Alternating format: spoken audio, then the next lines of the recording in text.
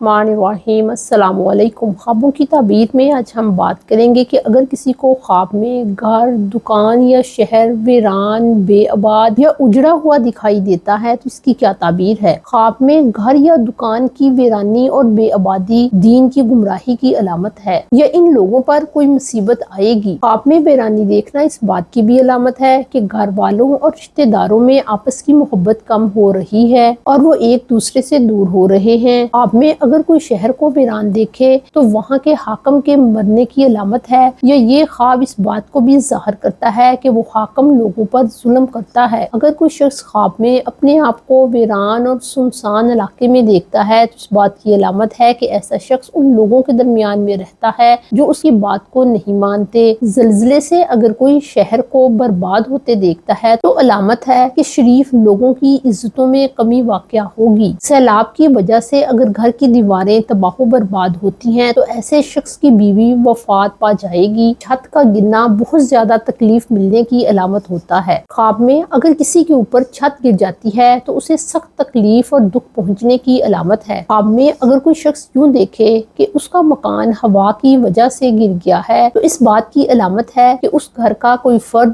ظالم حاکم کے ہاتھوں وفات پا جائے گا۔ اگر کوئی شخص خواب میں خود ہی اپنے پرانے گھر کو گراتا ہے تو ایسا خواب غم، تکلیف اور مصیبت کے آنے کی علامت ہے۔ کسی عورت کے اوپر اگر چھت گر جاتی ہے تو اس کے شوہر کے وفات پانے کی علامت ہے۔ ایسا خواب دیکھنے والے کو چاہیے کہ وہ صدقہ و خیرات کرے۔ خواب میں اگر کسی کے گھر کا پلر یعنی ستون اور کھمبا گر جاتا ہے تو اس بات کی علامت ہے کہ گھر کا سربراہ یا گھر کے سربراہ کا کوئی عزیز کسی نقصان کا شکار ہوگا یا وہ وفات پائے گا۔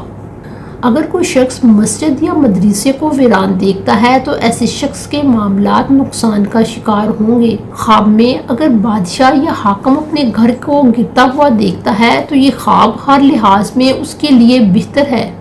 اپنا اور اپنے گھر والوں کا بہت خیال رکھیں۔ السلام علیکم۔